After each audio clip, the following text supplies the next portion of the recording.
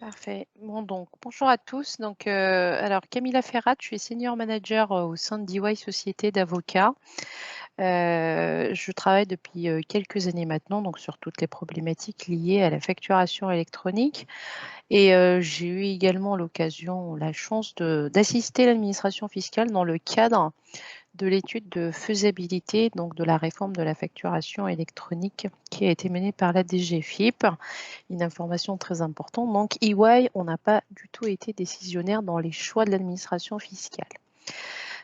Donc, le sujet est très dense, donc il y a beaucoup d'informations. Je vais essayer donc de tenir dans les 30 minutes qui me sont accordées, même si j'avoue qu'habituellement, j'ai besoin de beaucoup plus de temps. Donc, je vais essayer d'être claire, synthétique. Et après, pour ceux d'entre vous qui auraient des questions, vous avez mes coordonnées, donc vous pouvez les noter, soit m'appeler, soit me faire un petit email, ou voilà, pour qu'on puisse échanger.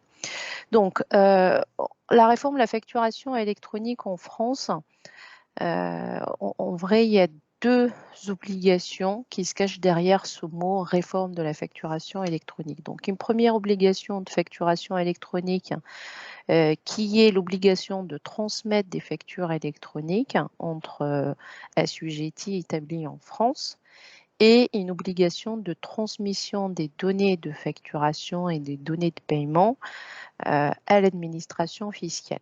L'obligation donc de facturation électronique s'applique à toutes les transactions qui sont réalisées entre les assujettis à la TVA en France.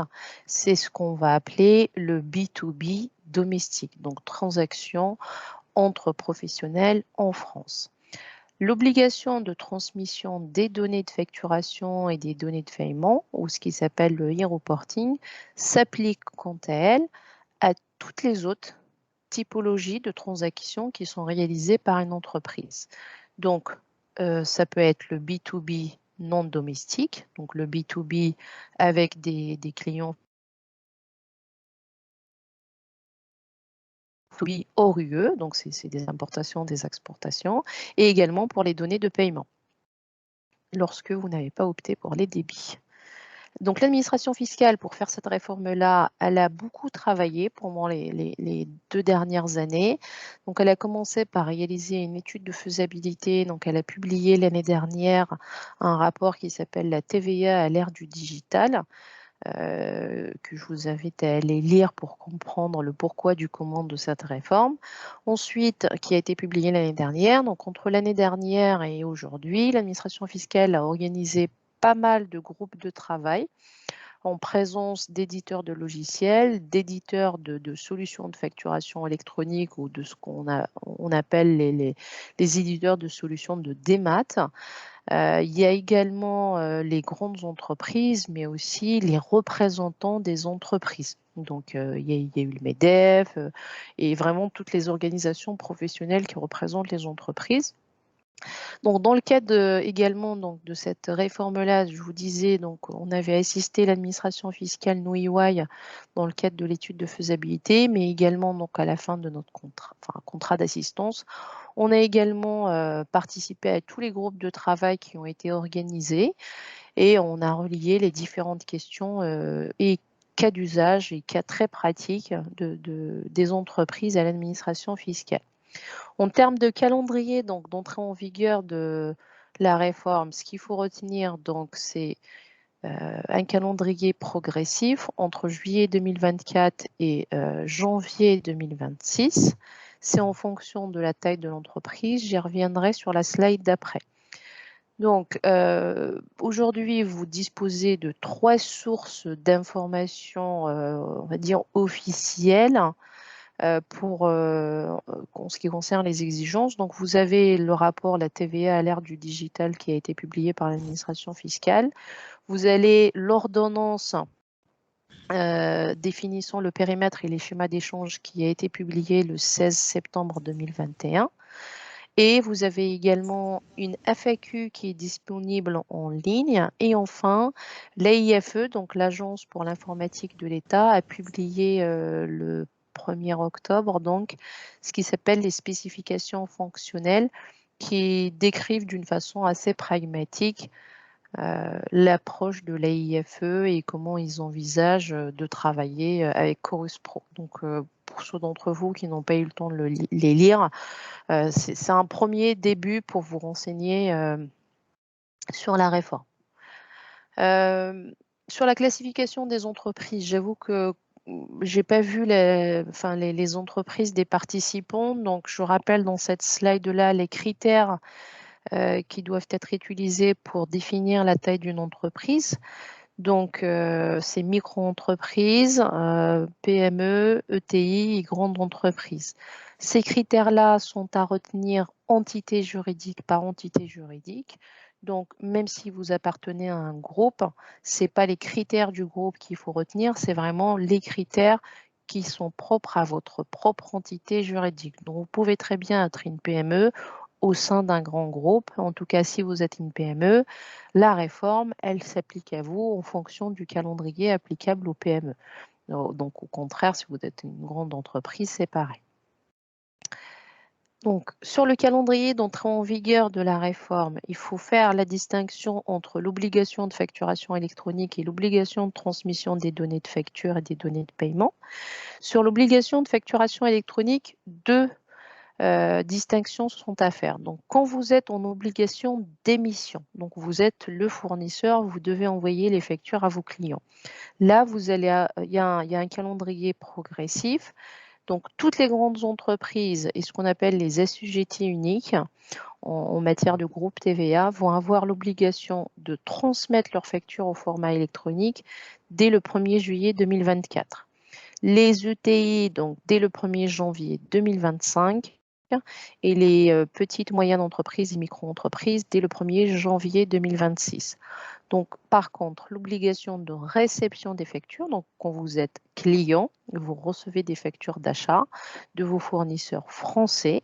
Là, vous allez avoir l'obligation de recevoir les factures dès le 1er juillet 2024. Donc, si vous avez, par exemple, je dis des bêtises, EDF comme fournisseur d'électricité, EDF est grande entreprise. Donc, à partir du 1er juillet 2024, EDF va vous envoyer vos factures au format électronique. Donc, vous devriez les accepter dans ce format-là. Concernant le calendrier, donc initialement c'était janvier 2023, donc là ça a été reporté au 1er juillet 2024, ce qui permet quand même un gain de temps pour les entreprises. Néanmoins, il ne faut pas relâcher. 18 mois, c'est juste le temps qu'il faut pour préparer un projet de telle envergure. Donc, on sent beaucoup de relâchement là, suite à la publication de l'ordonnance de la part des entreprises qui disent qu'elles ont le temps. Donc, vous n'avez pas le temps.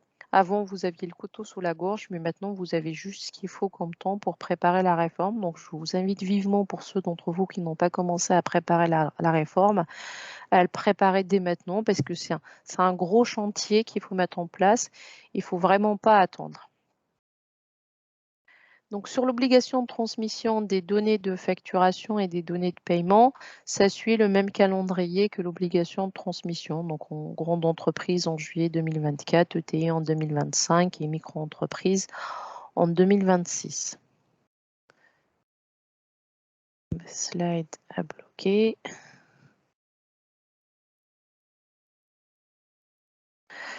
Est-ce que vous voyez toujours mon écran? Oui. Oui, oui, c'est parfait.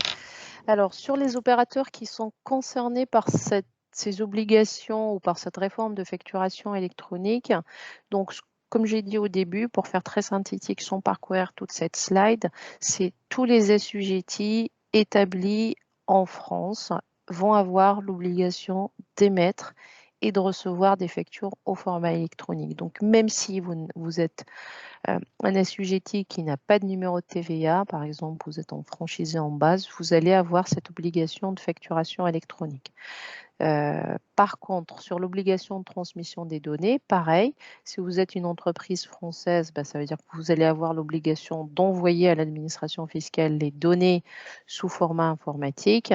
Par contre, il y a le cas des assujettis non établis, mais Je ne sais pas si vous êtes concerné. En tout cas, voilà. Pour toutes vos transactions B2B domestiques, si vous êtes une entreprise française qui envoie des factures à une entreprise française, à partir du juillet 2024 et en fonction de la taille de votre entreprise, vous devriez les envoyer au format électronique. Et donc, pareil, vous devriez les recevoir au format électronique dès lors que votre client, votre fournisseur vous les envoie au format électronique. Sur les opérations donc concernées, donc, comme j'ai dit au début, on est vraiment sur deux typologies de transactions. Sur la facturation électronique, donc elle porte sur toutes les transactions de B2B domestique entre des assujettis établis en France. Ça porte également sur les opérations qui sont réalisées dans les DOM. Si vous êtes acheteur, vous allez avoir, donc vous êtes acheteur, vous êtes assujetti à la TVA en France, vous allez avoir l'obligation de recevoir les factures au format électronique. Donc, il n'y a pas besoin de les renvoyer à l'administration fiscale. Vous allez juste les recevoir et puis le processus comptable de votre côté restera le même. Il n'y a rien qui va changer, sauf si vous décidez d'automatiser les processus, par exemple. Néanmoins, vous allez avoir des obligations de transmission de statut de facture, mais je vais y revenir. Donc, sur toute l'obligation de transmission des données de facture, donc c'est toutes les autres typologies de factures ou de transactions. Si vous êtes une société française qui réalise des livraisons de biens ou de services intracommunautaires, vous allez devoir transmettre à l'administration fiscale les données de vos factures. Ça veut dire quoi ?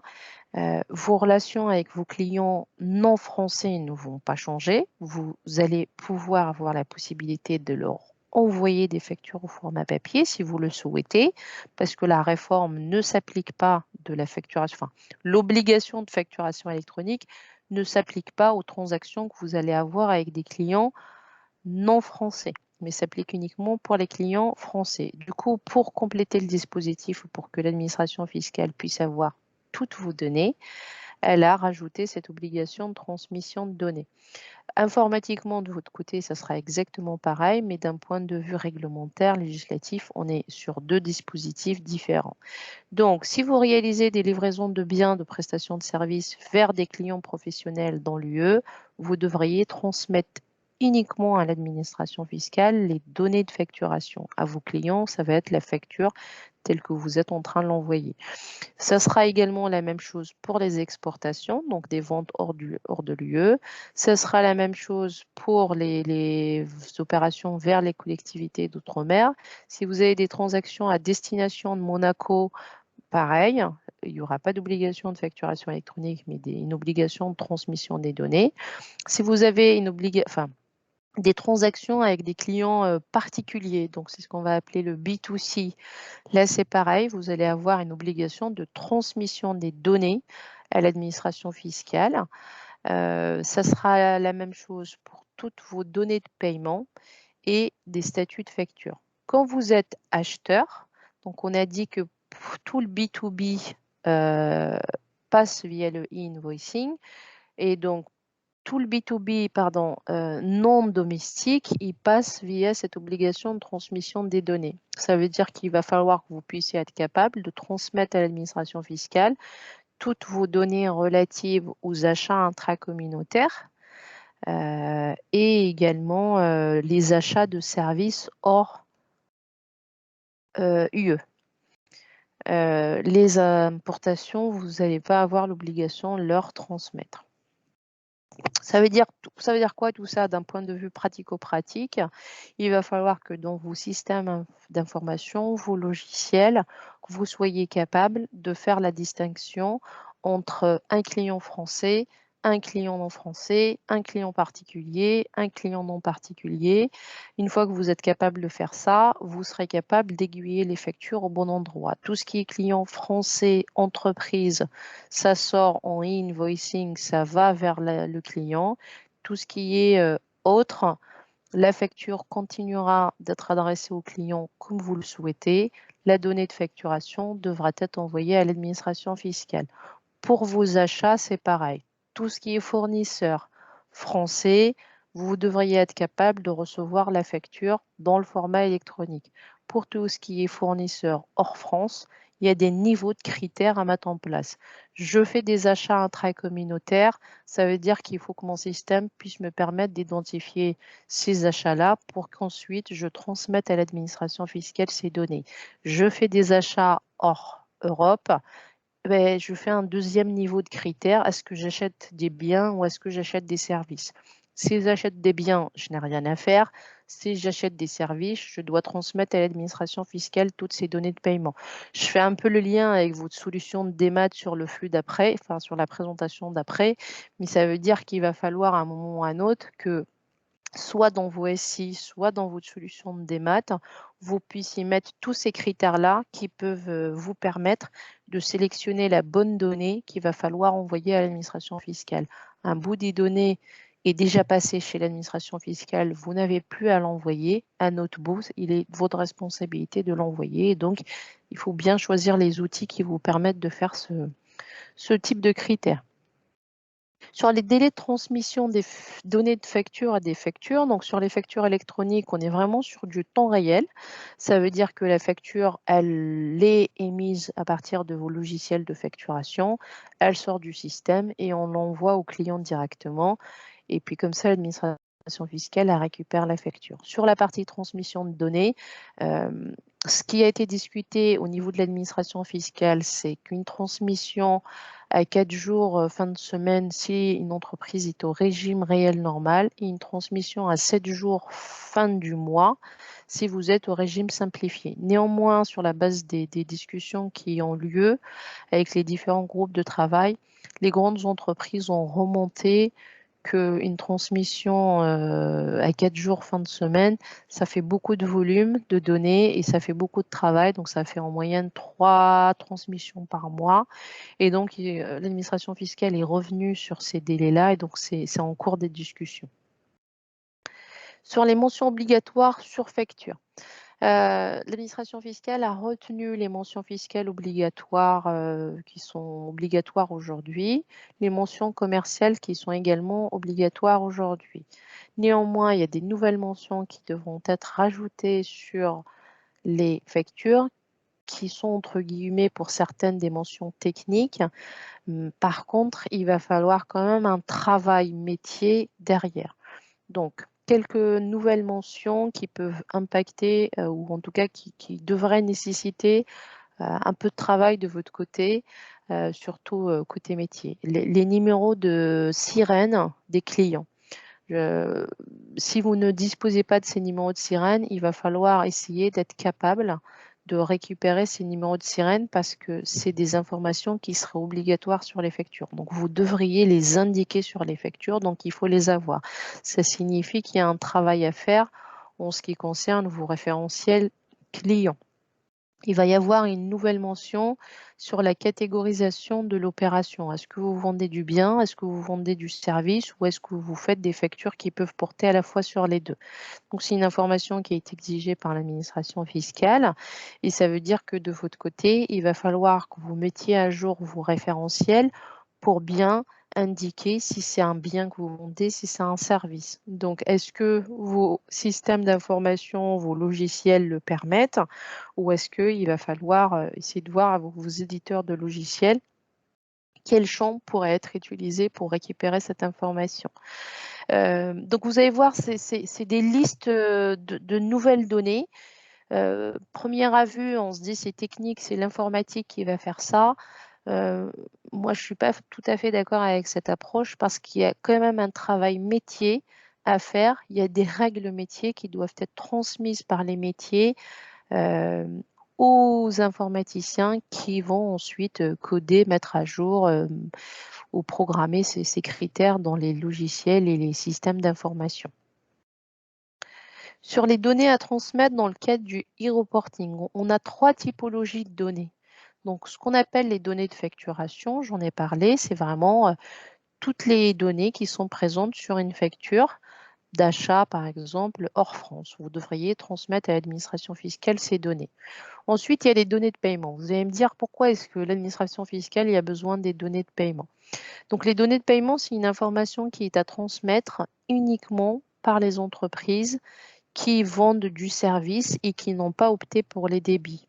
L'objectif de la réforme de la facturation électronique, c'est que, bon, il y a 4 objectifs, mais l'un d'entre eux est que l'administration fiscale va proposer aux entreprises un pré-remplissage de la CA3. Ce pré-remplissage ne sera que partiel si l'administration fiscale ne dispose pas de la date de paiement en ce qui concerne toutes les transactions de services. Et donc, c'est la raison pour laquelle il va falloir, donc si vous n'avez pas opté pour les débits, être capable de générer ces données de paiement qui sont en nombre de 3, la date de paiement, le montant du paiement de la facture, ainsi que le numéro de la facture si émission de facture. Ensuite, la troisième catégorie de données, c'est ce qui s'appelle le cycle de vie d'une facture. Donc, en plus du fait de transmettre la facture ou les données de la facture et des données de paiement, vous devriez transmettre des statuts. Donc, quand vous êtes vendeur, vous devriez transmettre un statut pour dire que la facture est déposée ou également lorsque la facture est encaissée. Quand vous êtes acheteur, il y a encore d'autres statuts. Donc là encore, dans le cadre de l'acquisition de prestataires de démat, si vous optez sur des prestataires de démat partenaires, il va falloir voir dans quelle mesure est-ce que ces prestataires vont pouvoir vous aider pour générer ou transmettre ou recevoir ces cycles de vie d'une facture. Dans certains cas, ça sera généré par vos logiciels, mais il va falloir les transmettre à l'administration fiscale. Pour l'architecture de transmission des factures électroniques, ce qu'il faut retenir, c'est que dans le cadre de la réforme, pour toutes vos transactions B2B domestiques, vous allez avoir l'obligation d'envoyer vos factures via une plateforme qui peut être une plateforme privée partenaire ou Chorus Pro qui sera gratuit et accessible à tout le monde. Donc, plus aucun lien entre vous et vos clients, comme vous le voyez dans le schéma, et plus aucun lien entre vous et vos fournisseurs. Votre fournisseur va envoyer sa facture via PDP aux plateformes publiques et puis vous allez la recevoir également via l'un des 2 moyens. Donc, dans le cadre de la réforme, à un moment ou à un autre, il va falloir faire le choix entre le recours à une PDP ou le recours à un PPF en fonction des services que vous demandez ou que vous souhaitez que votre prestataire va vous offrir. Donc, sur le schéma de transmission des données donc de paiement et de facturation, on est plus ou moins sur le même processus. Donc, soit vous passez par une plateforme privée, soit vous passez par le plateforme publique gratuit. Pour le format des factures qui devraient être transmises à l'administration fiscale. Donc, il faut faire attention. On entend beaucoup parler de FactureX, d'UBL, de C2I, etc. Ça, c'est le format qui est exigé par Chorus Pro, donc par la plateforme publique. La plateforme publique n'acceptera que ces 3 formats-là. Ça veut dire que vous avez 2 options. Soit vous devriez disposer d'un logiciel qui vous permettra de générer les factures dans l'un des 3 formats qui sont exigés par l'administration fiscale ou par Chorus Pro. Soit vous n'avez pas de logiciel qui peut générer ces 3 formats, ça veut dire qu'il va falloir acheter un outil ou un service qui vous permettra de convertir le format qui sort de votre logiciel vers le format qui est attendu par l'administration fiscale. Si vous êtes sur des logiciels français tels que du SEI, du Cegid, vraisemblablement, c'est des éditeurs qui sembleraient proposer, en tout cas qui semblent dire qu'ils vont générer ces typologies de formats. Idem pour les plus gros éditeurs tels que SAP ou Oracle. En tout cas, il y a quand même un travail à faire ou une démarche à faire auprès de vos éditeurs de logiciels pour voir dans quelle mesure est-ce qu'ils peuvent générer ces formats. S'ils ne peuvent pas, il va falloir que vous puissiez chercher un prestataire qui va pouvoir vous convertir ce format-là. Donc, ça peut être un des critères par rapport au recours à une plateforme privée ou publique. Parce qu'une plateforme privée va fournir ce type de service alors que Chorus Pro, il l'exige. Sur les modes de sécurisation des factures, donc rien ne change par rapport à l'exigence, fiscale actuelle. Vous allez toujours avoir 3 options: piste d'audit fiable, signature électronique ou EDI fiscal si vous êtes sur des gros volumes de données. Sur les pénalités qui sont applicables, donc on va avoir 3 typologies de pénalités. La première s'applique à l'émetteur de la facture. Donc en cas de défaut, d'émission de facture, donc vous allez avoir 15 € de pénalité par facture qui sont plafonnés à 15 000 € par exercice comptable. Quand vous êtes récepteur, normalement, vous n'avez pas de pénalité. Par contre, pour la partie transmission de données, donc défaut de transmission, c'est 250 € par transmission, plafonné à 15 000 € par exercice comptable. Par contre, les prestataires de démat, ils vont avoir une pénalité un peu plus importante. L'administration fiscale, en tout cas, a indiqué que c'est des pénalités qui ne sont pas dissuasives.